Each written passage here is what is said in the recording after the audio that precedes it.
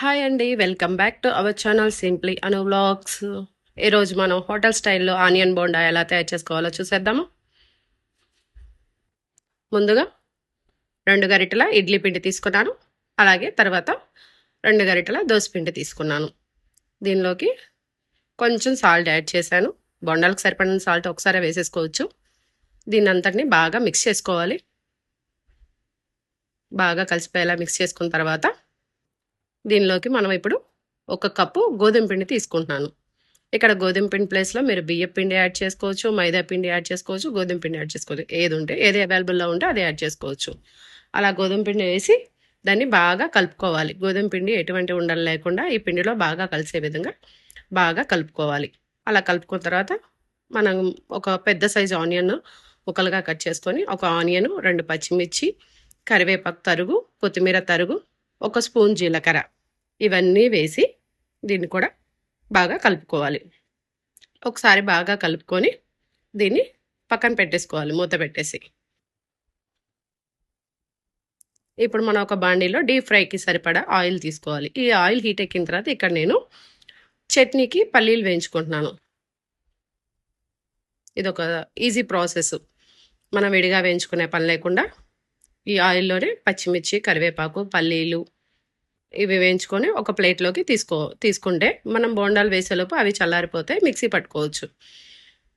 తర్వాత అలాగే చట్నీలోకి 1 స్పూన్ పుట్నాల పప్పు కూడా వేయించుకున్నాను. ఇవన్నీ ఏం చేసి పక్కన పెట్టుకున్న తర్వాత మనం బోండాల పిండి తీసుకొని బోండాల పిండిలోకి 1 స్పూను ఇది పచ్చి శనగపప్పుని నేను నానబెట్టుకున్నాను. ఆ నానబెట్టుకున్న పచ్చిశనగపప్పు, కొంచెం సోడా ఉప్పు, వంట సోడా వీటిని యాడ్ చేశాను. యాడ్ చేసి బాగా కలుపుకోవాలి. మనం బొండాల పిండి బాగా కలుపుకుంటేనే బొండాలు బాగా వస్తాయి. తర్వాత మనం ఆయిల్ ఆల్రెడీ హీట్ ఎక్కువ ఉంది కదా, దాంట్లోకి బొండాలు వేసేసుకోవటమే.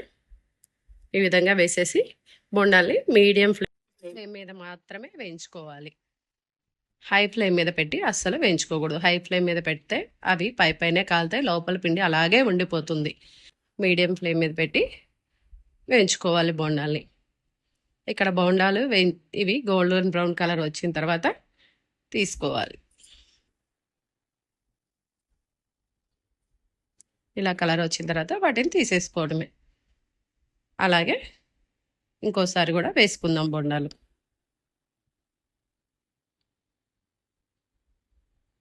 ఇక్కడ నేను సోడా ఉప్పు యాడ్ చేశాను కదా, మీరు ఒక 2-3 అవర్స్ నానబెట్టుకుంటే ఆ సోడా ఉప్పు వేయాల్సిన అవసరం కూడా లేదు. బోండాలు మంచిగా వస్తాయి. నేను అప్పటికప్పుడు వేసాను కాబట్టి సోడా ఉప్పు యాడ్ చేశాను.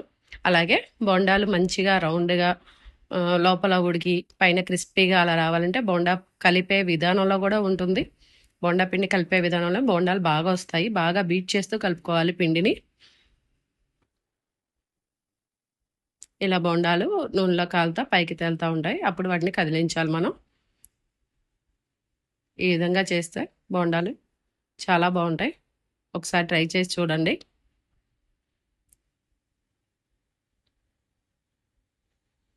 ఇలా అన్నీ ఏగిపోయిన తర్వాత వాటిని కూడా తీసేసుకుందాం.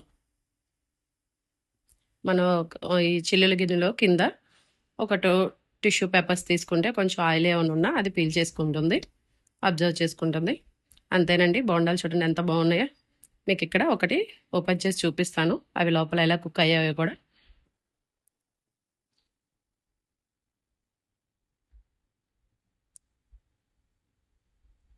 చూడండి, బాగా కుక్ అయ్యి లోపల పిండి పిండిగా అస్సలు లేదు, శుభ్రంగా కుక్ అయిపోయింది.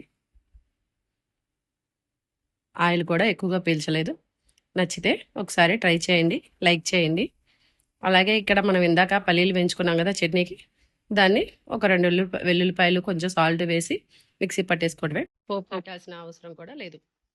అంతేనండి. నచ్చితే లైక్ చేయండి, షేర్ చేయండి, కామెంట్ చేయండి. Thanks for watching.